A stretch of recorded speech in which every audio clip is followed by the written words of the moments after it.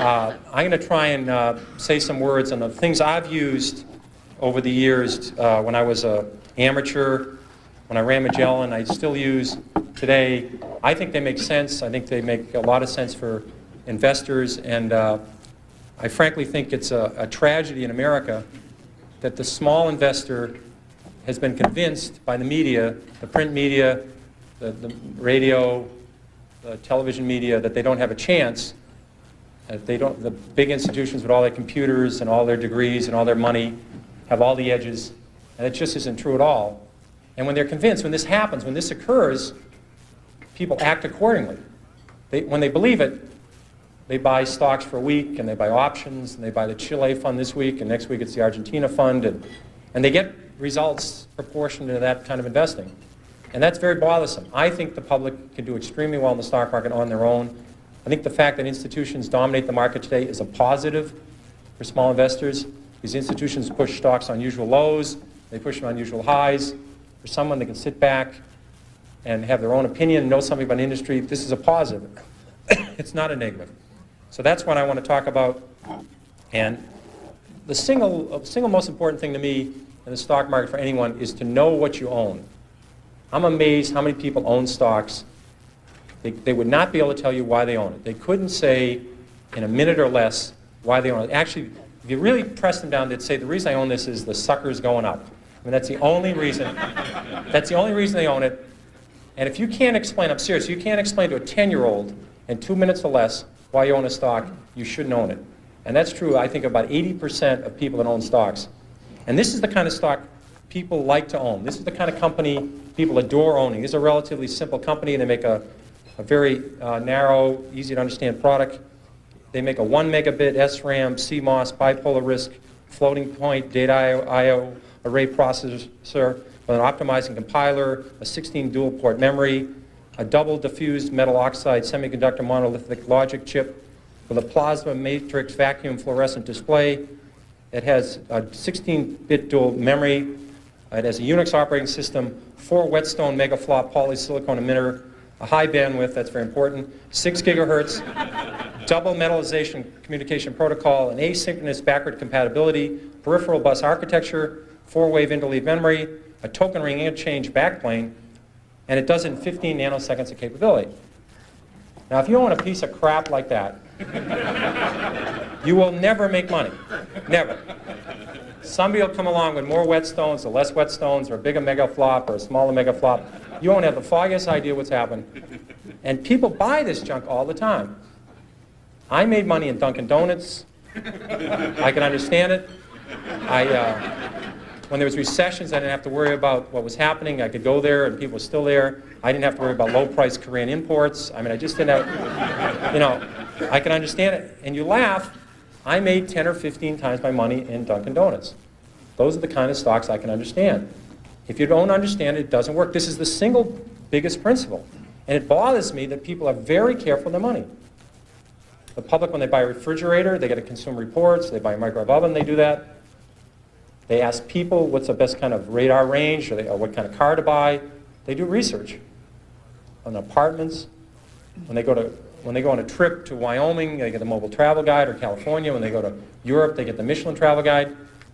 People will hear a tip on a bus on some stock, and they'll put half their life savings in it before sunset, and they wonder why they lose money in the stock market. And when they lose money, they blame it on the institutions and program trading.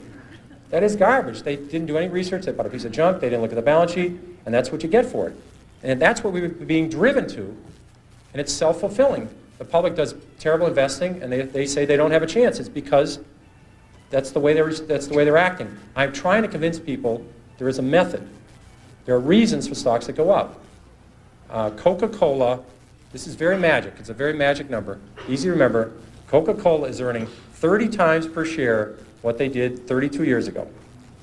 The stock has gone up 30-fold. Bethlehem Steel is earning less than they did 30 years ago. The stock is half its price of 30 years ago. Stocks are not lottery tickets. There's a company behind every stock. If a company does well, the stock does well. It's not that complicated. People get too carried away. And first of all, they try and predict the stock market. That is a total waste of time. No one can predict the stock market. They try to predict interest rates. I mean, this is a, if anybody would predict interest rates right 3 times in a row, they'd be a billionaire. Considering there's not that many billionaires on the planet, it's very, you know, I had logic, so I had a syllogism and studied these when I was at Boston College. There can't be that many people who can predict interest rates because there'd be lots of billionaires. And no one can predict the economy. I had a lot of people in this room were around in 1981 and 82 when we had a 20% prime rate with double-digit inflation, double-digit unemployment. I don't remember anybody telling me in 1981 about it. I didn't read, I studied all this stuff. I don't remember anybody telling me we're going to have the worst recession since the Depression.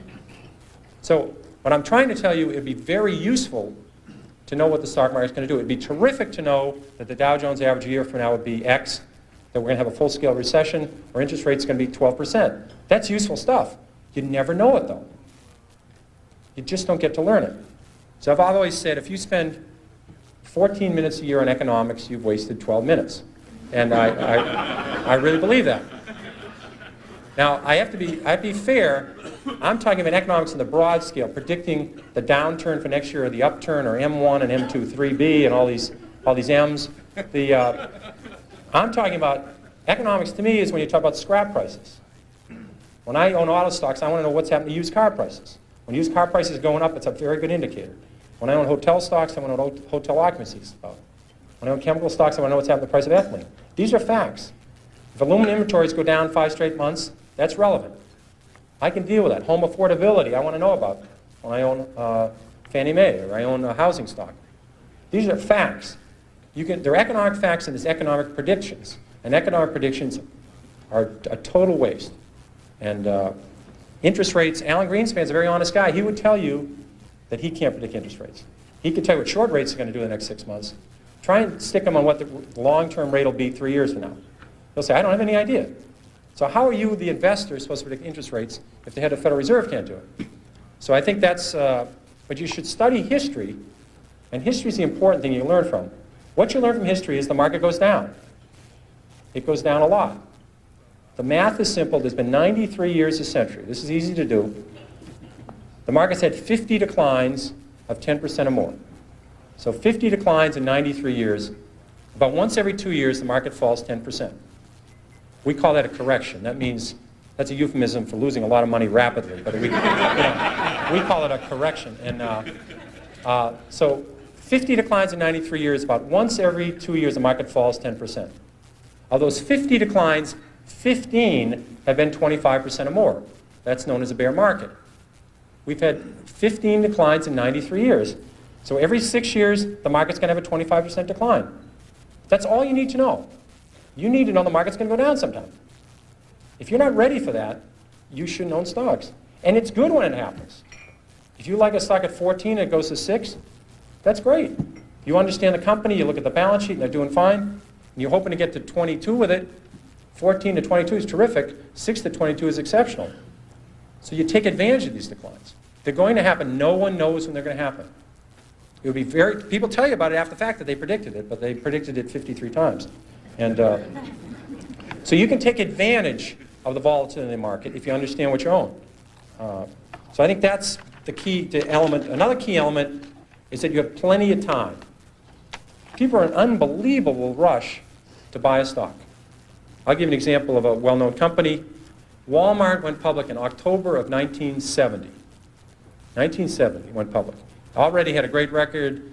It had 15 years performance, great balance sheet.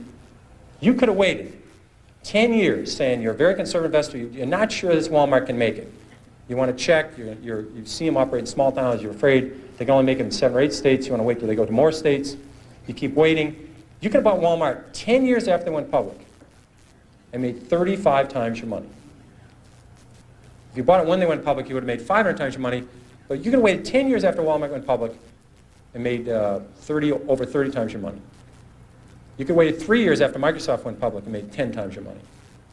Now, if you knew something about software, I know nothing about software. If you knew something about software, you would have said, these guys have it. I don't care who's going to win, Compaq, IBM. I don't know who's going to win Japanese computers. I know Microsoft, MS-DOS is the right thing. You could have bought Microsoft. Again, I'm repeating myself, stocks are not a lottery ticket. There's a company behind every stock. And you can just watch it. You have plenty of time. People are in an amazing rush to purchase the security. They're out of breath when they call up. You don't need to do this. It's